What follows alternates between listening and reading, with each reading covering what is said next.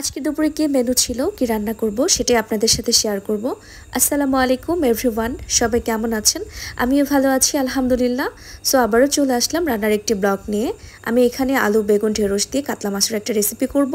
এখানে আমি আলু বেগুন ঢেঁড়স কেটে পরিষ্কার করে নিয়েছি, মাছটাও কেটে পরিষ্কার করে নিয়েছি, দেখতেই পাচ্ছেন।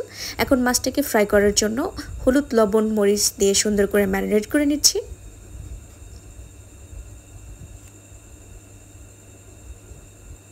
মাখিয়ে নিচ্ছি। আমার মাখানো হয়ে গেছে। এখন একটা প্যান নিয়ে নিব, প্যানের মধ্যে তেল দিয়ে দিচ্ছি। তেলটা গরম হয়ে গেছে, এখন মাছটা ফ্রাইয়ের জন্য দিয়ে দিচ্ছি।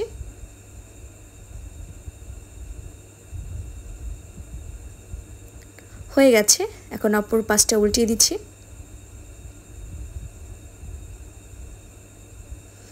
এই পথ যদি না শেষ হয় তবে কেমন হতো তুমি বলো তো। আমার কিন্তু এটা অভ্যাস, রান্না করতে করতে গান গাওয়া। মাছ হয়ে গেছে, এনিওয়েজ মাছটা তুলে নিলাম একটা বলের মধ্যে। এখন আমরা একটা প্যান নিয়ে নিব, প্যান নিয়ে নিচ্ছি, তেল দিয়ে দিচ্ছি। এখন দেখুন তেলটা গরম হয়ে গেছে, এখন আমরা পেঁয়াজ কাঁচামরিচ কুচিটা ছেড়ে দিলাম, নেড়ে দিচ্ছি। আমরা এটাকে এখন ব্রাউন কালার করে দেব। ব্রাউন কালার হয়ে গেছে, এখন আমরা জিরাটা অ্যাড করে দিব। দেখতে পাচ্ছেন, এখন একটু পানি দিয়ে দিব হালকা করে। এখন পরিমাণ মতো লবণ, পরিমাণ মতো হলুদের গুঁড়ো এবং পরিমাণ মতো শুকনো মরিচের গুঁড়ো দিয়ে দিচ্ছি।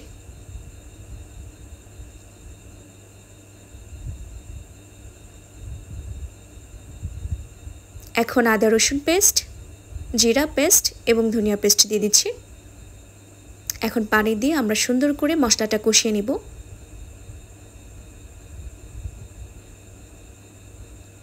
দেখুন গ্রেভিটা কিন্তু ঘন হয়ে আসছে।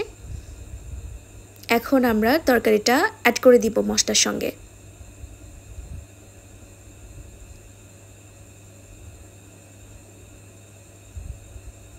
আমরা তরকারিটা সুন্দর করে কষিয়ে নিব।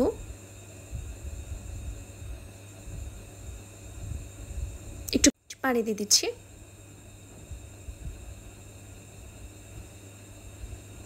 দেখতে পাচ্ছেন, একটু ঢেকে দিব। চলে আসলাম, দেখুন তরকারি কষানো হচ্ছে।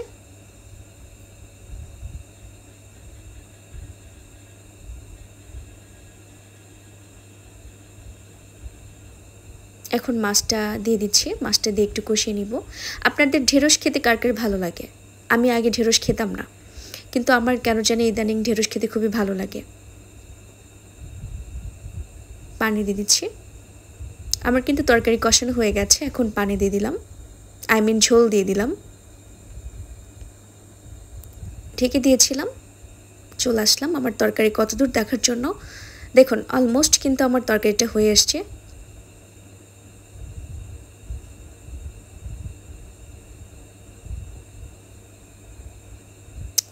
হয়ে গেছে আমার আলু বেগুন ঢেঁড়স দিয়ে কাতলা মাছের রেসিপি। সবাই আমার পাশে থাকবেন। Thank you so much.